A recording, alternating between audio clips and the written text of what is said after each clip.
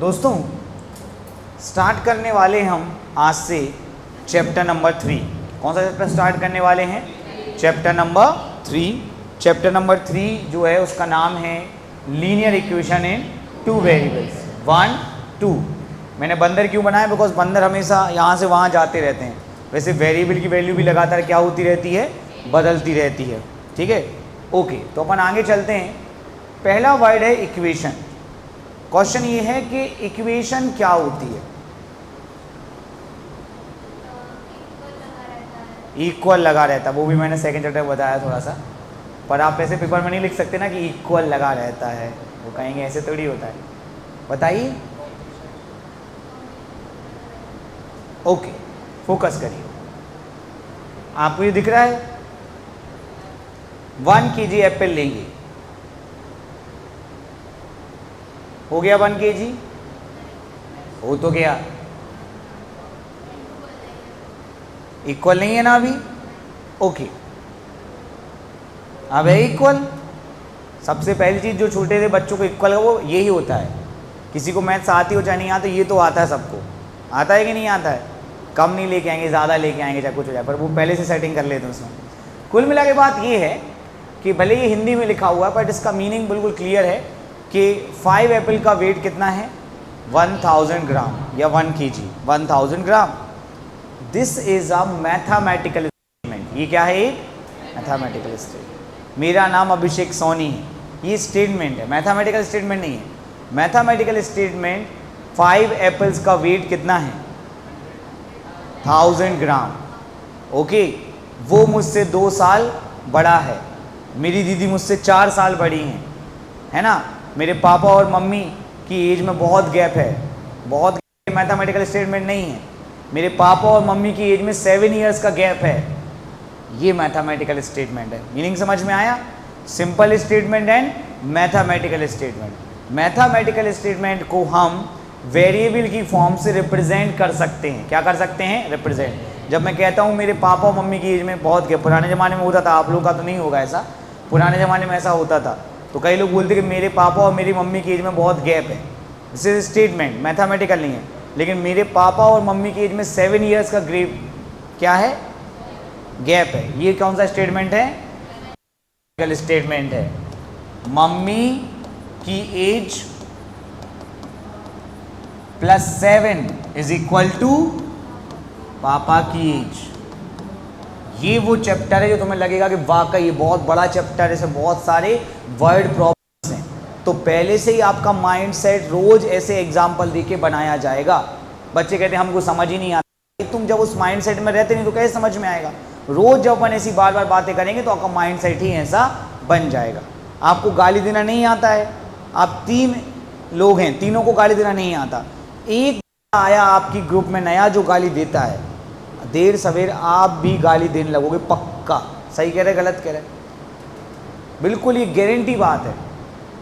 ठीक है, तो सेम अगर आप दिन रात यही करते रहोगे, देर सवेर आपको आ जाता है कि हाँ यार इसका इक्वेशन है। तो मम्मी की as +7 is equal to papa की एज। अब क्या होता है कि बार बार लिखना पड़ता है, तो हम मम्मी की एज को x से रिप्रेजेंट कर देते हैं कि लेट मम्मी की एज क्या है? x, और +7 और पापा की एज को अपन काय से रिप्रेजेंट कर देते हैं? y से। x और y असल में क्या है? वेरिएबल्स। क्या हैं? क्या होते बेटा वेरिएबल्स? हाँ, ये बड़ी इजी डेफिनेशन है कि वेरिएबल्स क्या हैं? जिनकी वैल्यू क्या कर दी जाती है? वेरी। पर असल में हमने वेरिएबल का यूज क्या किया? मम्मी की एज को डिनोट करने के लिए, पापा की एज को। तो variables are the symbols which is used to represent certain quantities. Variables are the symbols which are used to represent certain quantities. जो आपने बोला वो भी एकदम सही डेफिनेशन, सब लोग वही लिखते हैं। वेरिएबल जिनकी वैल्यू क्या होती है? वेरी करती रहती है। बट अभी हाल के लिए आपको मीनिंग क्या निकला कि मुझे मम्मी की एज इतना बड़ा कौन लिखे? मम्मी की एज, तो उसको y से रिप्रेजेंट कर दिया x से, और पापा की एज को y से। मम्मी की एज में 7 ऐड करो तो किसकी एज आ जाएगी? पापा की। ये भी बोल सकते हैं कि मम्मी की as is equal to papa की एज -7। सेम ही बात है। तो यहाँ पे क्या हो रहा है? पहले हमारे पास एक मैथमेटिकल स्टेटमेंट रहता है। क्या रहता है? एक वो मैथमेटिकल स्टेटमेंट 2 चीज़ों का इक्वल होना बताता है। क्या होता है? जैसे कि तो मान लेंगे अपन कि एक एप्पल का वेट कितना है, x है, तो 5 एप्पल का क्या हो गया, 5x, और वो किसके इक्वल है, 1000 ग्राम। तो ये इक्वल साइन इन दोनों क्वांटिटीज को क्या कर रहा है, इक्वल कर रहा है। This is called equation. क्या कहलाती मैम ये, equation.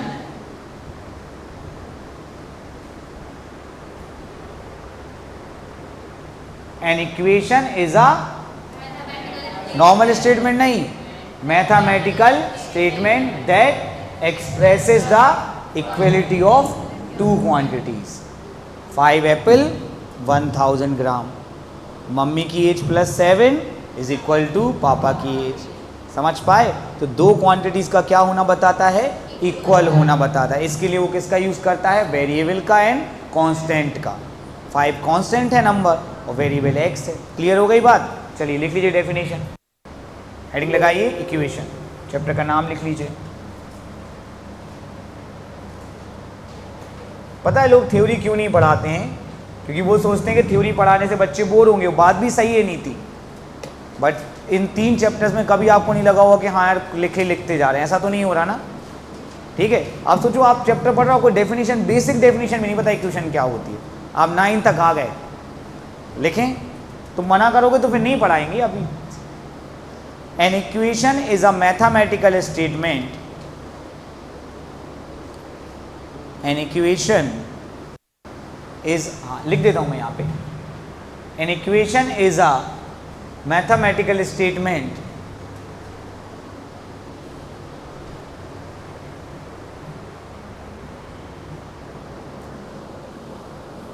that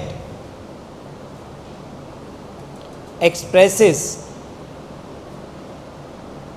the equality of two quantities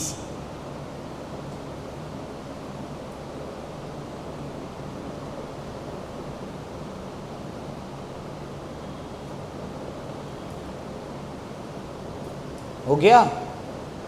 okay. अब यहां पे अगर अपन x की वैल्यू पूछे नीति से तो उसको पता है कि x की वैल्यू कितनी है, 5 नहीं है यार।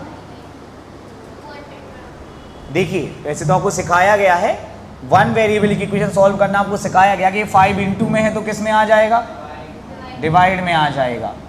तो कितना आ जाएगा, 2, मतलब एक सेव जो है उसका वेट कितना है, 200, इसलिए 5 एप्पल का वेट कितना हुआ, 100 ग्राम। तो ये x की वैल्यू यहां पर क्या है नीति, 200। कितनी है बेटा, 200। फोकस करें, ये कौन है, नहीं जानते तुम लोग इनको, ये महेंद्र सिंह धोनी है। ठीक है, तो यहां बात चल रही है, एक मैथमेटिकल स्टेटमेंट है कि यदि धोनी 2 कैच और ले लेता तो उसका शतक पूरा हो जाता, मतलब उसका 100 हो जाता। तो बताओ धोनी ने कितने कैच ले चुके अभी तक,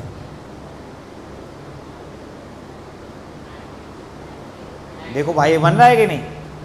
तो लेट अस अज्यूम कि धोनी ने कितने कैच लिए हैं, अगर वो 2 और ले लेता मतलब +2, तो टोटल कितना हो जाता, 100। इन दिस केस +2 का ट्रांसफर -2 हो जाएगा, तो यहाँ पे हमें क्या मिलेगा बेटा, 90। मतलब धोनी ने कितने कैच ले लिए हैं, 98। वहाँ पे x की वैल्यू 200 है बट यहाँ पे 98 है। तो x जो है बड़ा बेवफा है, ठीक है, वैल्यू चेंज करता रहता है। एक और देख लेते हैं अपन, ये तो आजकल चल नहीं रहा है। चलो, अब विराट कोहली क्यों टेंशन में, आपको पता है? लिखा है कि अगर 1 रन और बना लेते तो उसका क्या पूरा हो जाता, शतक पूरा हो जाता। तो क्या लगता है, नहीं, देखो पहले से पता है, पर अपन अपने हिसाब से, अपन गधे लोग हैं, है ना, मैथ्स पढ़ने वाले सब गधे ही होते हैं। तो लेट अस अज्यूम कि विराट ने x रन बनाए, अगर वो 1 और बना लेता मतलब +1, तो कितने हो जाते, 100। +1 का अपन ट्रांसपोज कर देंगे तो 100 - 1 क्या हो जाएगा, 99। समझ आया कि नहीं? तो अब x की वैल्यू कितनी हो गई, 90। मैं आपसे बोल रहा था कि x बड़ा बेवफा है, ठीक है। तो अब मैं बस ये बता रहा था कि x जो है वो लगातार अपनी वैल्यू क्या हो रहा है, बदल रहा है अकॉर्डिंग टू मैथमेटिकल स्टेटमेंट। तो क्या होता variable, a variable is a quantity that may be change according to the mathematical problem, ठीक है। और एक मैंने अभी और बताई, variables are the symbols which are used to represent unknown quantities. लिखें, variable a variable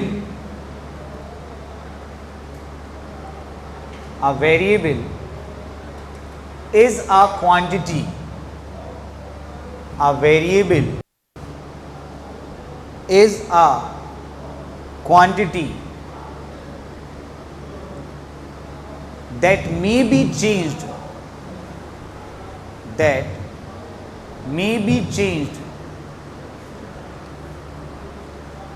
according to the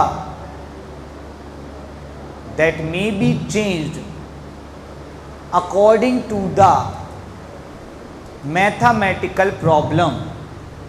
A variable is a quantity that may be changed according to the mathematical problems. और the best जो मैंने बताई मुझे तो यही पसंद है. Variables are the symbols which is used to represent unknown quantities. आप ये वाली भी लिख लीजिए. Variables are the symbols which are used to represent unknown quantities. Variables are the symbols which are used to represent unknown quantities. जैसे मम्मी की age, पापा की age, to represent unknown quantities. लिखते नहीं बन रही है तो चिंता का विषय है फिर, है ना.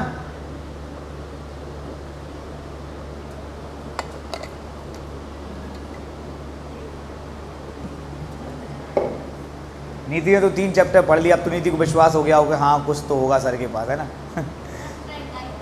हाँ तुम्हारी कृष्ण, हाँ अच्छी बात है. 9th में सेकंड आई थी, फर्स्ट आ गई. मेहनती बच्चा है यार वो.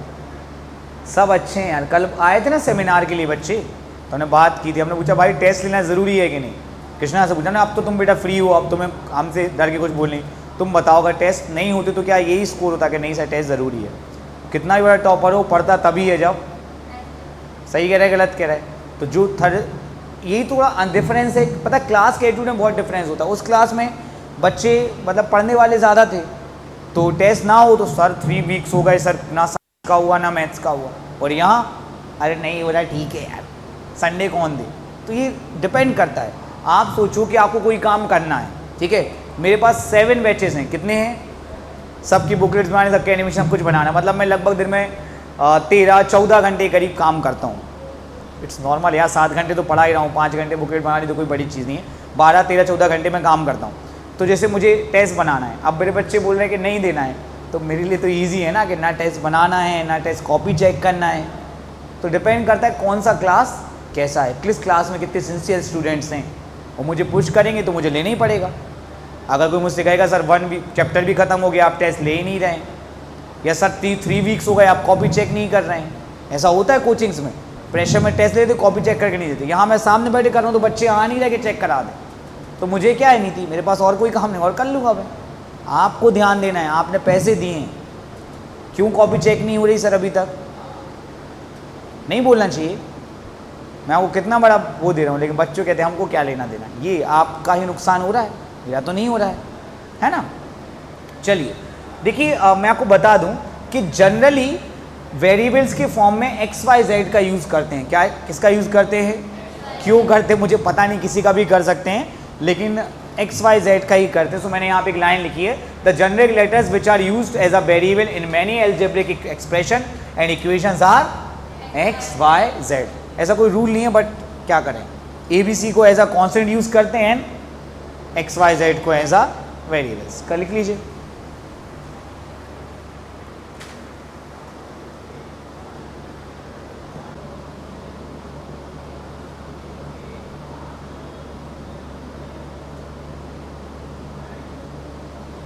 हो गया सबका?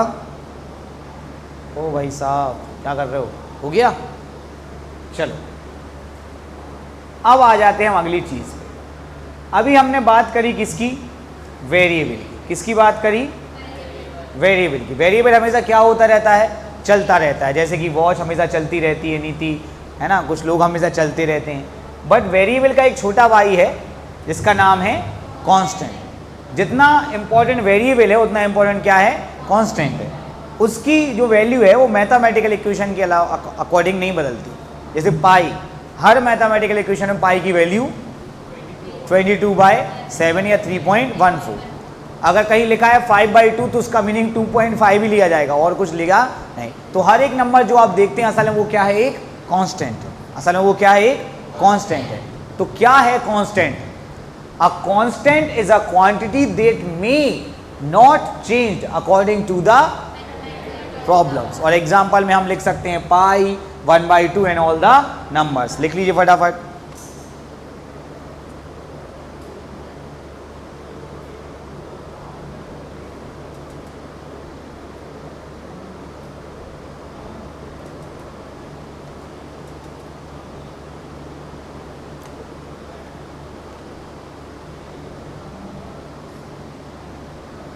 कल से बेटा अपन को ग्राफ चाहिए पड़ेगा नीति। कल अगर आप लोग ग्राफ नहीं लाएंगे तो फिर मैं छुट्टी कर देता हूँ। हर साल कम से कम 1 या 2 दिन की छुट्टी कर। आप आओगे मैं आपको घर पहुँचा दूँगा। मैं बहुत ही, तुम लोगों को स्वीट तो नहीं लगता ना, बहुत स्ट्रिक्ट आदमी हूँ मैं, पर बेफिजूल में नहीं चिल्लाता मैं ऐसे क्यों चिल्लाऊँ किसी को? कोई कुछ पूछेगा तो बिल्कुल नहीं। आपका डाउट अगर मुझ पर नहीं बना तो निधि मैं कहूँगा कि मुझको अभी पता नहीं है ना, मैं आपको बताऊँगा अगर कभी कोई डाउट पूछा आप लोगों ने। ट्राई कर सकते हैं अपन, है ना। लेकिन बच्चे पता कोचिंग पढ़ते इसलिए कि डाउट्स क्लियर रहें, जो मन में बात आए वो पूछ सकें, है ना।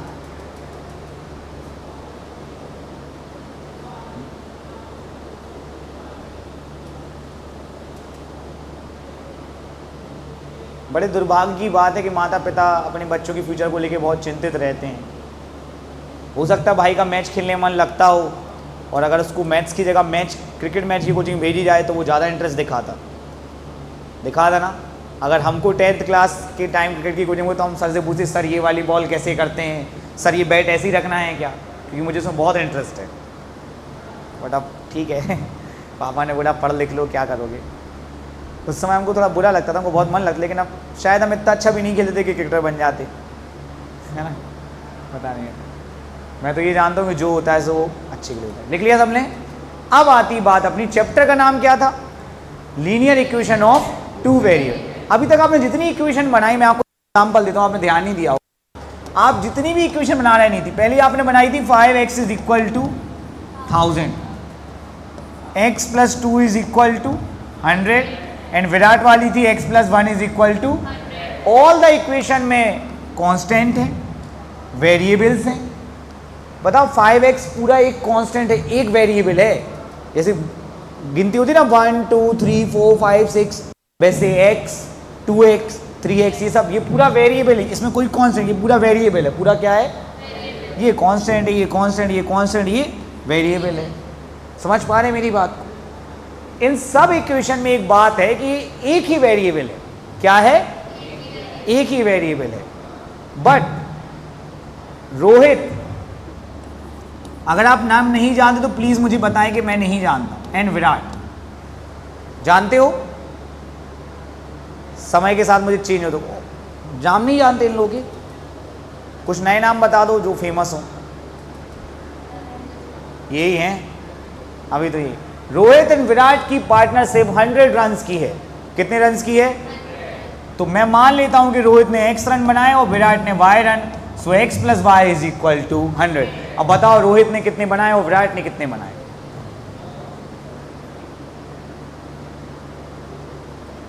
50-50। मतलब जब भी दो बैट्समैन की पार्टनरशिप 100 रन्स की होती है तो वो 50-50 रन्स बनाते हैं।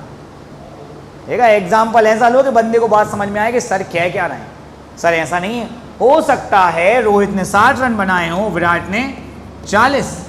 इतने में आरसीबी फैन आ जाएंगे, अरे सर रोहित ने 0 बनाए और विराट ने 100। आप जान, अपने अपने फैन रहते हैं भाई। फिर मुंबई इंडियंस वाले आ जाएंगे, अरे सर विराट तो कुछ नहीं किया, अनुष्का के साथ चला गया, रोहित ने 100 बनाए, विराट ने 0 बनाए। इनको कौन का? तो ऐसे तो कुछ भी आंसर हो सकता है। तो बात ये है कि जब वेरिएबल 2 होते हैं और इक्वेशन 1 होती है तो हम वेरिएबल्स की वैल्यू कुछ भी ले सकते हैं। दैट मीन वेरिएबल की इनफिनिट वैल्यूज हो सकती हैं। क्या हो सकती हैं? तो 2 वेरिएबल्स को पकड़ करने के लिए हमें कम से कम 2 इक्वेशन चाहिए। कितनी चाहिए? तो अगर इसके साथ में ये और लिख दूं नीति के x - y = कितना या 20, कितना? अब फिक्स है कि x की वैल्यू 60 ही होगी और y की वैल्यू 40 ही होगी। अब कोई पॉसिबिलिटीज़ नहीं है, आप इसके अलावा और कोई वैल्यूज़ नहीं बता सकते। अभी जब प्लस अकेला तो कोई क्या कुछ।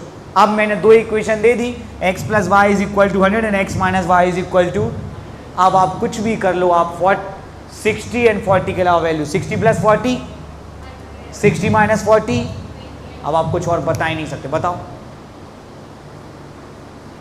एक आध और गैस करो, मैं बताता हूं। 80 60, 80 60, लेकिन वो इसको सेटिस्फाई नहीं करेगी, इसको सेटिस्फाई 50 50 इसको नहीं करेंगी। तो ताजमहल कहाँ है? नहीं, और कहीं भी बताओ, और कहीं है ही नहीं, बिकॉज ताजमहल क्या है? यूनिक। वैसे एक्स और वाई की वैल्यूज क्या हैं? स्कूल में खूब पढ़ा होगा, unique solution, infinite solution, meaning बताते नहीं, रट लो। कितना रट लेगा बच्चा? होशियार बच्चा तक दिमाग खराब होने लगता है, वो बस इसलिए पढ़ता रहता है कि भाई हमारे नंबर अच्छे आ जाए, हमारी की रिस्पेक्ट है। पर एज अ टीचर आपको कोशिश करनी चाहिए कि बच्चों को समझाओ कि मैं क्या कह रहा हूँ, उसका मीनिंग क्या है।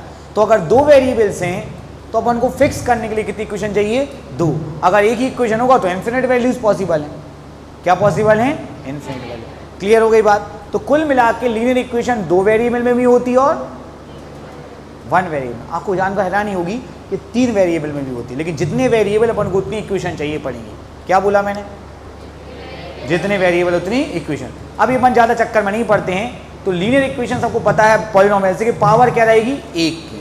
ये भी तो इक्वेशन है। अब प्लॉट, ये एग्जांपल देते हैं जरा हमेशा, लेंथ विड्थ से 5 ज़्यादा है, प्लॉट का एरिया 1000 है, length into width is equal to 1000, x into x square plus 5x is equal to 1000। This is also equation. This is कितने वेरिएबल की इक्वेशन है? One variable. कितने की है? x ही वेरिएबल, y तो कहीं है ही नहीं, बट इसमें पावर कितने की है? नीति। तो ये लीनियर इक्वेशन नहीं है, ये क्वाड्रेटिक इक्वेशन है। क्या है? तो इक्वेशन बनती है मैथमेटिकल प्रॉब्लम से। कैसे बनती है? दो फैक्टर्स होते हैं, एक होता है वेरिएबल, एक क्या होता है? नंबर ऑफ वेरिएबल, और एक होता है वेरिएबल की पावर। तो ऐसी इक्वेशन मैथमेटिक्स में जिसमें वेरिएबल की पावर क्या होती है, वो कहलाती है कौन सी इक्वेशन?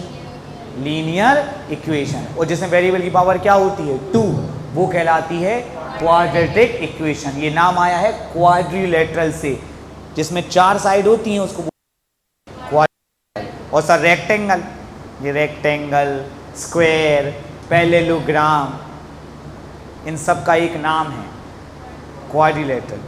समझ रहे हो? ऐसे तो फिर ये इक्विलेटरल ट्राइंगल है, ये राइट एंगल ट्राइंगल, लेकिन हैं तो सारे ट्राइंगल, है ना? आप भाई सोमेश, आप भाई ब्रजेश, आप भाई रमेश, सुमेश, राकेश, लेकिन हैं तो सब इंसान, और उसमें एक कैटेगरी आदमी। ठीक है? तो इक्वेशन क्लियर हो गई। तो लीनियर इक्वेशन रहेगा, वेरिएबल की पावर कितनी रहेगी? 1। 1 वेरिएबल वाले भी होते हैं और 2 वेरिएबल वाले भी होते हैं और 3 वेरिएबल वाले भी होते हैं। क्लियर हो गई बात? चलिए, तो अब अपन डेफिनेशन लिखते हैं किसकी? A linear equation is an equation in which the highest power of the variable is, कोई सुन ही नहीं रहा यार। A linear equation is an equation in which the highest power of variable is always 1. It is also known as 1 degree equation और equation of first order। अलग अलग नाम है। Okay, आपको याद है मैंने आपको ये बताया था, क्या ये?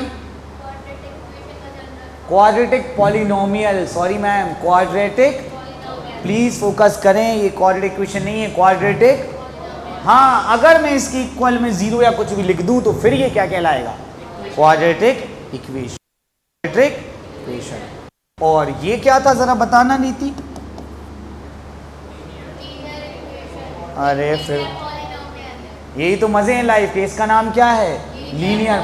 अब मैं अगर इसकी इक्वल में क्या लिख दूं तो ये कहलाएगा लीनियर इक्वेशन।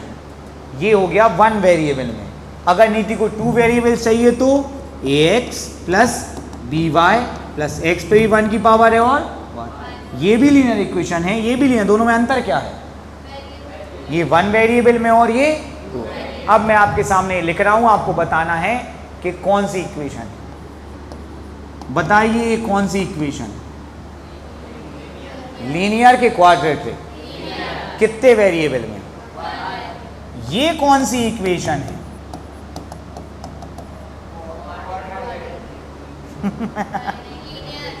कौन सी इक्वेशन है ये? लीनियर इक्वेशन, लेकिन इसमें कितने वेरिएबल है? चलो अब बताओ, ये नहीं बता पाओगे, कौन सी इक्वेशन है? कौन सी इक्वेशन है? कितने वेरिएबल है? चाहे यहां लिखो, ये वाला बताओ।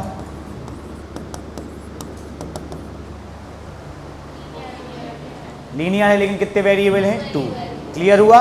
तो a linear equation is an equation in which the highest power of the variable is always 1। और ये है इनके कौन से फॉर्म? मैं जनरल फॉर्म। एमपी बोर्ड वालों को ये जनरल फॉर्म 2024 में लिखना आया था। लोग ये तो लिखते नहीं थी, पर ये नहीं लिखते, बट मैंने आपको सिखाया कि ये लिखना भी ज़रूरी है। ये है linear equation in 2 variable. General form मैंने आपको पॉलिनोमियल में बताए थे, आज इक्वेशन में ही बताए। जनरल फॉर्म लिखने आते हैं, कुछ का कुछ लिख देते हैं। क्वाड्रेटिक पॉलिनोमियल लिखने आता है, क्वाड्रेटिक इक्वेशन लिख देते हैं। इक्वेशन लिखने आती है, पॉलिनोमियल, लेकिन तुम ही देखो अभी कर रहे थे, होशियार लोग भी ऐसा करते हैं। इसलिए एकदम क्रिस्टल क्लियर होना चाहिए। क्लियर हो गया बेटा? तो जितनी थ्योरी पढ़ाई है उसके बिहाफ पे मैं आपको एक 11 MCQs का टेस्ट दे रहा हूँ। 5 मिनट्स का टेस्ट है, आप टिक करिए, फिर मैं देखता हूँ वो कितना समझ में आया। नहीं इतना पढ़ा है ना? चलो इसको नोट करो, फिर मैं देखता हूँ। रोना नहीं है किसी को। कल बेटा क्या लेकर आना है? सुनो, 100 रुपये वाली कॉपी नहीं खरीद ली, नॉर्मल कॉपी खरीदना, सस्ती सी, ठीक है? 50 मतलब 30-40 ग्राफ हो बस।